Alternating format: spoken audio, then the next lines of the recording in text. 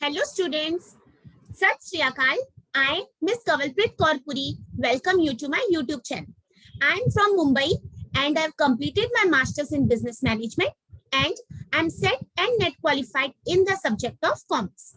So today I'll be discussing another unit and few questions of 8th unit of paper 1, which is Information and Communication Technology.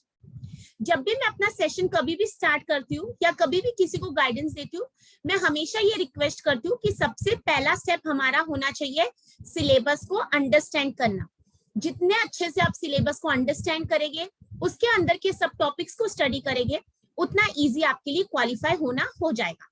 अब देखिए, ये हमारा syllabus है, छोटा सा ही लगता है, सिर्फ 4 टॉपिक्स है, बट जब आप ये 4 टॉपिक्स को इन डेप्थ स्टडी करते हैं, और मैंने ये अपनी लास्ट वीडियो जो मैंने आईसीटी पर बनाई थी, अगर आपने वो अब तक वीडियो नहीं देखी है तो प्लीज वो वीडियो को देख लीजिए, क्योंकि उसमें मैंने सिलेबस को इन डेप्थ और क्या टॉपिक्स पढ़ने हैं वो मैंने एक्सप्लेन किया था।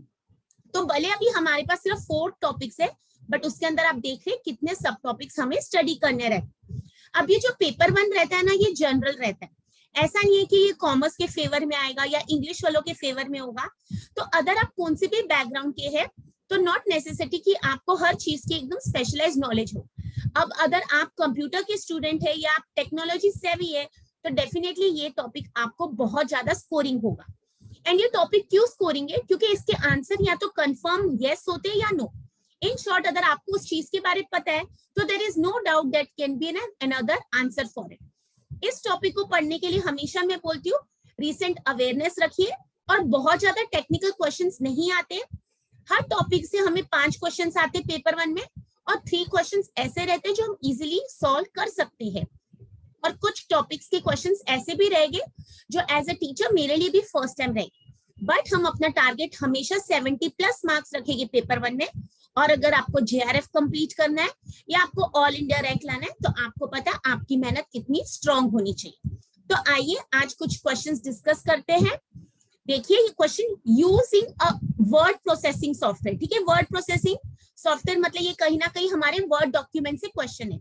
An image on page 2 of a document, ठीक है, एक इमेज है जो पेज 2 उसी डॉक्यूमेंट पर है, इज टू बी रिपीटेड। अब आपको यहाँ पर रिपीटेड वर्ड को हाईलाइट करना है, ठीक है, नहीं तो आपका आंसर क्यों रॉन्ग होगा कि मैं आपको सॉल्यूशन के टाइम बताती हूँ। Is to be repeated on page 4 of the same document.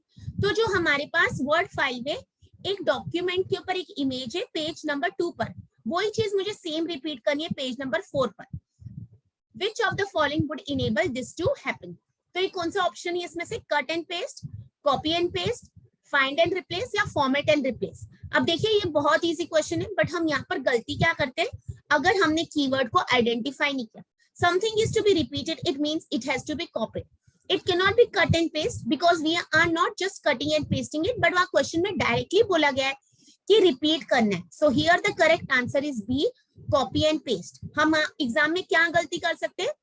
हम एक्साइटमेंट में कि इतना इजी क्वेश्चन है, ये तो मुझे आता है, हम रिपीट वर्ड को देखेंगे ही नहीं और गलती से कट एंड पेस्ट कर देंगे।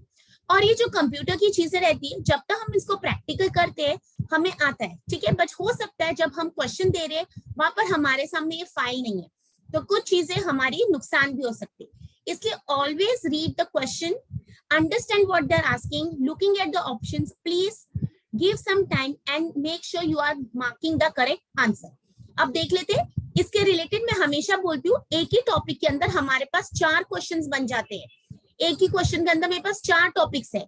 तो ये देखिए, नेक्स्ट क्वेश्चन आ सकता है वर्ड फाइल रिलेटेड कुछ भी, माइक्रोसॉफ्ट क्वेश्चन आ सकता है या एक्सेल रिलेटेड क्वेश्चन आ सकता है।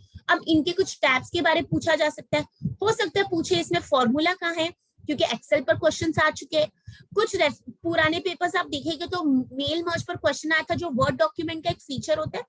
तो जब भी आपको स्टडी करते, कुछ ऑब्जर्व करते as a teacher, as a researcher, always keeps your eyes and open, क्योंकि अभी सेव करना तो बहुत ईजी है हम जब काम कर रहे, बट कभी कभी हो सकता है वो कमांड हमें एग्जाम में नहीं पता हो। इसलिए जब भी कुछ टॉपिक को स्टडी कीजिए, देखिए उसके रिलेटेड क्या क्वेश्चन बन सकते हैं। तो यहाँ पर वर्ड प्रोसेसिंग सॉफ्टवेयर पर क्वेश्चन बन सकता था, एक्सेल पर क्वेश्चन बन सकता है, पावर पॉइंट पर क्वेश्चन बन सकता है, माइक्रोसॉफ्ट के टूल पर बन सकता है। तो आप एनालाइज कीजिए कि कोई भी टॉपिक स्टडी करते हैं उसके रिलेटेड हमारे टॉपिक और कौन से दूसरे क्वेश्चंस बन सकते हैं। आइए नेक्स्ट क्वेश्चन पर चलते हैं। Which one of the following pairs least matches in respect of computers? अब ये बोल रहे कुछ तो एक इसमें odd man out है, मतलब 3 are correct and 1 is incorrect. अब देखिए उनका क्वेश्चन पूछने का तरीका, least match, ठीक है, वो ये नहीं बोल रहे incorrect, तो ये हमको समझना है कि what they are trying to ask. So A is gigabyte, B LCD light crystal display, C USB universal serial bus या D GUI graphical users interface. तो यहाँ पर ये बाइट से क्वेश्चन है और हमें कुछ चीजों की फुल फॉर्म दी है. अब यहाँ पर हमारा करेक्ट आंसर है B LCD light crystal display. अब आपके लिए होमवर्क है, आपको सब जाके आज एक्रोनिम्स जो बहुत ज्यादा पूछे जा चुके हैं, जैसे USB कॉमन सेंस है, GUI क्या है, ये सारी चीजें, CPU ये पूछी जा चुकी है. तो आप कुछ ऐसे फुल फॉर्म याद करने की कोशिश कीजिए, क्योंकि एक क्वेश्चन इस पर आता ही है, क्योंकि हमारा सिलेबस आप देखोगे उसमें ये हमारा मेन टॉपिक है, हमें कंप्यूटर की ये सारी चीजें आनी बहुत जरूरी. तो आज आपको होमवर्क क्या है, ये LCD क्यों इनकरेक्ट है यहाँ पर, उसका दूसरा फुल फॉर्म क्या है, या ये मैंने आप आज कुछ जाके उसके मैच ये फुल फॉर्म्स पढ़ेगी, ठीक है. और इसमें हमारे पास मैच द कॉलम पूछा जा सकता है, इनकरेक्ट पूछा जा सकता है, राइट पेयर पूछा जा सकता है. Moving on to next question. In computer terminology, which of the following best describes a device driver? अभी क्वेश्चन किसके ऊपर है, डिवाइस ड्राइवर. अब प्रॉब्लम कौन है कि अगर हमको डिवाइस ड्राइवर का मतलब ही नहीं पता है, तो आइए पहले हम ऑप्शंस देख लेते हैं. Software that allows the user to control the operating system. B, hardware that allows the user to control the operating system. C, software that allows interaction between peripheral devices and the operating system. And D, hardware that allows interaction between peripheral devices and the operating system. ठीक है. अब यहाँ पर देखिए कितने new words है, कितनी terminology, device driver, software, hardware, peripheral devices, operating system. तो आइए इन सारे टर्म्स को देख लेते हैं आंसर जानने से पहले. पेरिफेरल्स क्या रहते हैं, they are the non essential pieces of hardware. तो क्या क्वेश्चन आ सकते हैं, पेरिफेरल्स मतलब hardware that plug into the computer, तो हम एक्सटर्नली प्लग इन करते हैं. They are called non-essential. अब उनको क्यों non-essential बोल रहे हैं, because a computer can operate without them. इसके बिना भी हम कंप्यूटर को चला सकते हैं. Examples of peripherals include speakers, microphone. तो ये देखिए एक्सटर्नली हम कनेक्ट करते हैं, माउस, प्रिंटर, इनके बिना हम काम कर सकते हैं. तो नेक्स्ट क्वेश्चन आपको क्या आ सकता है, पेरिफेरल्स का मीनिंग आ सकता है. ये देखिए आप जब इमेज देखते हैं तो आपको चीजें समझ आ जाती है. तो कंप्यूटर में स्पेशली इन टेक्निकल सब्जेक्ट्स में क्या होता है, अगर हमारी टर्मिनोलॉजी, वोकैबुलरी, वर्ड्स अगर हमारे स्ट्रॉन्ग नहीं है तो हम चीज पता भी होगी तो भी आंसर नहीं कर पाए. तो almost all peripherals connect to the computer externally through the USB. Next देख लेते हैं सॉफ्टवेयर, हार्डवेयर. तो यहीं पर हमारा सॉफ्टवेयर के अंदर डिवाइस ड्राइवर है, तो आपको समझ आ जाएगा हमारा आंसर कौन सा करेक्ट था. तो ये देखिए एप्लीकेशन, ऑपरेटिंग सिस्टम, डिवाइस, ये सारी भी टर्म्स है, और अगर आप कंप्यूटर की फील्ड से नहीं बिलोंग करते तो आपको ये चीजें समझ नहीं आई. तो आपका होमवर्क क्या आपको पढ़ना है, सॉफ्टवेयर क्या होता है, हार्डवेयर क्या होता है, उसके एग्जांपल स्टडी कीजिए, उनका डिफरेंस स्टडी कीजिए. नेक्स्ट पढ़ लेते हैं device driver. In computing refers to a special kind of software. तो ये सॉफ्टवेयर है, program or a specific type of software application which controls a specific hardware device that enables different hardware devices for communication with the computer's operating system. तो ये एक software program है, ठीक है, या एक एप्लीकेशन है जो हार्डवेयर डिवाइस को कनेक्ट करती है. हमारी कम्युनिकेशन, कौन किससे कम्युनिकेट कर रहा है, ठीक है, तो ये hardware devices for communication with the computers operating system. A device driver communicates with the computer hardware by computer subsystem or computer bus connected to the hardware. Device drivers are very essential. देखिए essential है for a computer system to work properly, because without the device driver, the particular hardware fails to work accordingly.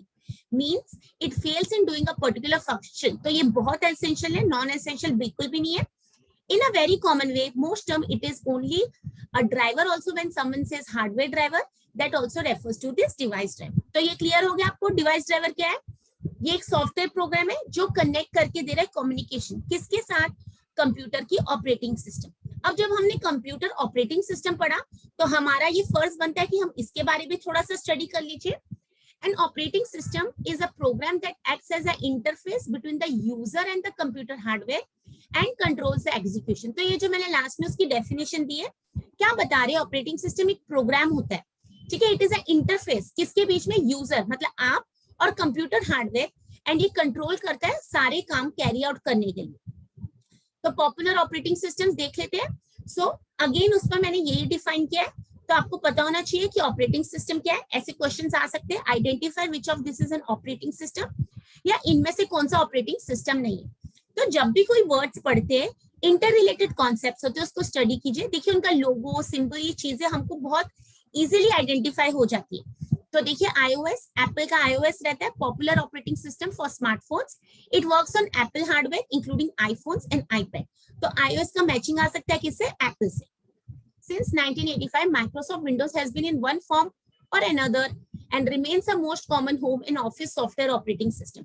ठीक है, तो ये Windows हमें पता है Apple के लिए अलग सिस्टम यूज होता है। अब हमें क्वेश्चन आ सकता है कि विंडोज किसका प्रोडक्ट है, या मैं बोलूं विंडोज क्या है एक्चुअली, सॉफ्टवेयर, हार्डवेयर, या अभी उसका प्रेजेंट कौन सा वर्जन है। Mac OS, Apple's Mac OS is running on Apple laptops and desktop as a successor of the popular operating system OS X. And Linux is a computer operating system which is like Unix, built under the development and distribution model of free and open source software.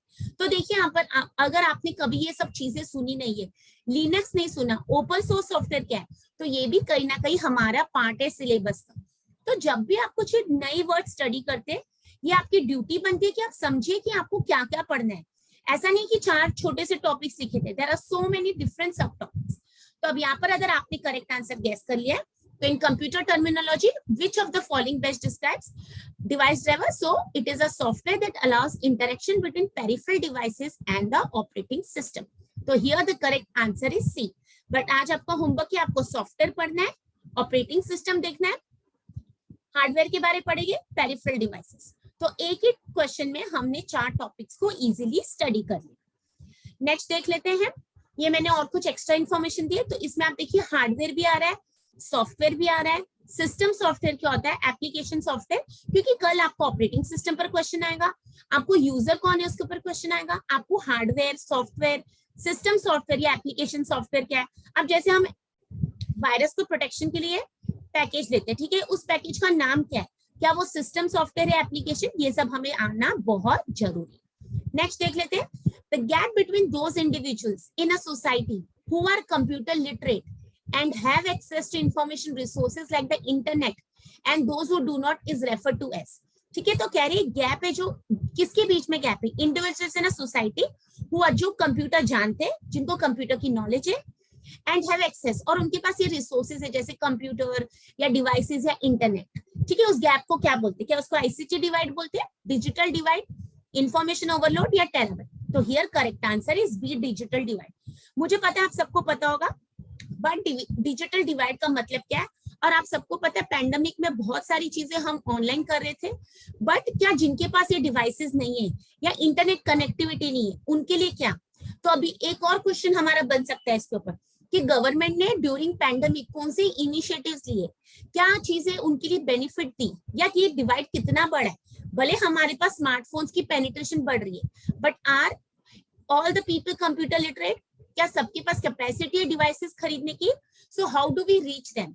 So this can also be a question. नई schemes को भी पढ़ लीजिए, क्योंकि वो higher education, teaching aptitude या ICT में questions पूछे जा सकते हैं।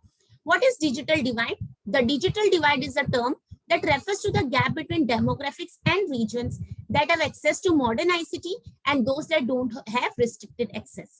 This technology can include the telephone, television, personal computers and internet connectivity. ठीक है, तो ये गैप पूछ रहे थे, तो उस गैप को क्या बोलते हैं? Digital divide.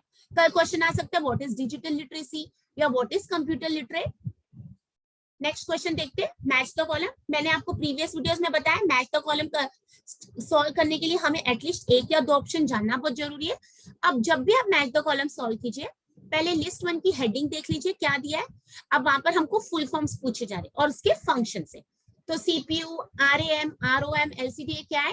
एलसीडी का मैंने आज आपको होमवर्क दिया है। तो सीपीयू हम सबको पता है, उसका फुल फॉर्म अगर आपको नहीं पता है तो इसका मतलब आपको बेसिक्स भी नहीं आते। रैम, रोम, एलसीडी, ठीक है, तुरंत आपको क्विक पता होना चाहिए। तो देखते हैं हमारे लिस्ट 2 में उनके फंक्शंस क्या है। Type of technology used in a flat screen monitor, controls all functions performed by the computer's other components. Temporary storage also known as primary storage, and permanent storage that is not erased when the computer's power is turned off. अब आप यहाँ पर देख सकते हैं कि कोई भी एक श्योर मुझे पता है तो सीपीयू अगर आपको पता है, रैम रोम या एलसीडी। अब एलसीडी क्या है? It is a type of technology used on a flat screen monitor. तो D and 1 goes together. Quickly come to the option. देखिए 1 2 3 4 में डी एंड 1 दो ही ऑप्शंस में है, 1 एंड 4 में। तो आपकी quickly option number 2 and 3 eliminate हो। Use this strategy when you are sure about that answer. अब रैम क्या होता है, रोम क्या होता है, या सीपीयू। सीपीयू अगर हमें पता है तो सीपीयू क्या है, ए के साथ हमें क्या कंफर्म लग रहा है, 2। It controls all the functions perform by the computers others components. ठीक है, तो ए एंड 2 मैच हो रहा है। अगर आप देखते हैं अब किसमें है, अब फिर से हमारे पास ऑप्शन नंबर 1 एंड 4 में। तो देखिए इन्होंने कितना ट्रिकी को क्वेश्चन बना दिया, क्योंकि बहुत इजी है। तो अब हमें तीन कंफर्म पता होने चाहिए, तो ही मेरा आंसर फाइंड आउट होगा। तो अब हम देख लेते हैं रैम और रोम में अगर आपको याद हो कौन सा इसमें से परमानेंट स्टोरेज है या टेम्पररी। तो here the correct answer is 4, option number. तो CPU is 2, controls all the functions performed by computers others components. RAM is option number 3, temporary storage also known as primary storage. ROM is option number 4, sorry the statement 4, permanent storage that is not erased when the computer's power is turned off. तो आपको याद रखना है हमारा RAM क्या है, 3rd मतलब temporary, ROM है हमारा परमानेंट। आप इसमें कंफ्यूज होते तो आपका आंसर 1 बन जाता। And LCD is type of technology used on a flat screen monitor. So here the correct answer is 4. अब आप देखिए सीपीयू जब हम पढ़ रहे हैं तो उसके साथ अगर हमें याद हो मेमोरी यूनिट होता है, एएलयू होता है, रैम रोम हम जब पढ़ रहे हैं उनके फीचर्स, दोनों का डिफरेंस। ठीक है, कौन सी टेम्पररी स्टोरेज है, what is primary storage, secondary storage के डिवाइसेस क्या है, और ये पावर ऑफ हो जाता है, बूटिंग क्या होती है, ये सारे क्वेश्चंस यहीं से बनते हैं। अब जब मैं फ्लैट स्क्रीन मॉनिटर की बात करूं तो आउटपुट इनपुट डिवाइसेस का क्वेश्चन बन सकता है। तो जब भी आप एक क्वेश्चन पढ़ते हैं आप देखिए उसमें से कितने टर्म्स, आप कितने क्वेश्चंस खुद ही फ्रेम करके आप बना सकते हैं। ठीक है, तो ये मैंने कुछ आपको दे दिए, यहाँ से आप एब्रीविएशन स्टडी कर सकते हैं, क्योंकि एब्रीविएशन तो हमारा पार्ट ऑफ सिलेबस है। और अगर आपको अभी लग रहा है बहुत इजी क्वेश्चंस थे तो डेफिनेटली हमारे कुछ टॉपिक्स इजी भी है, बट ये देखिए कितने सिंपल क्वेश्चंस होके भी अगर हमारे आंसर्स राइट नहीं होते तो कुछ चीजें तो ये कॉमन सेंस थी। और अभी तो हमारे पास टेक्नोलॉजी ऐसी है कि हम सब इसको बचपन से पढ़ रहे हैं। अब वो टाइम नहीं कि इसको स्कूल में पढ़ा था या कॉलेज में नहीं पढ़ा, इनफैक्ट इसकी यूसेज बहुत ज्यादा होगी। तो अगर आप देखिए हमारे ये सिलेबस में एब्रीविएशंस पर हो गया, बेसिस ऑफ इंटरनेट पर हो गया। ठीक है, जैसे मैंने आपको बताया digital initiatives, ICT and governance पर क्वेश्चन आते हैं। ठीक है, डेटा हायरार्की और सोशल मीडिया पर डेफिनेट क्वेश्चन आते हैं, हम उनको नेक्स्ट वीडियोस में स्टडी करेंगे। अगर आपको मेरी वीडियोस पसंद आ रही है तो प्लीज मेरे चैनल को सब्सक्राइब कीजिए, लाइक और शेयर कीजिए। आपको कोई भी टॉपिक में डिफिकल्टी है, आप चाहते हैं मैं उसको डिस्कस करूं, तो जरूर मुझे कॉमेंट कीजिए। और हमारा एग्जाम काफी नजदीक है, हम ऑलरेडी जून के फर्स्ट वीक में, we never know how the situation is. And अच्छे से पढ़िए, और जब भी कुछ पढ़ते हैं उसको ऐसे पढ़िए कि आगे जाके किसी को पढ़ा सकिए। After all we are teachers. And कल हम 5 जून है जिसे हम इन्वायरमेंटल डे बोलते हैं। तो let's all pledge to support and conserve our already damaged environment, क्योंकि हम सब एक इन्वायरमेंटल क्राइसिस से ही जा रहे हैं। जैसे एक पेंडेमिक आ गया, हमें आगे फ्यूचर में पता नहीं। तो कल हम सब मिलते हैं 5 जून को इन्वायरमेंटल डे पर। पढ़ते रहिए and thank you, all the best.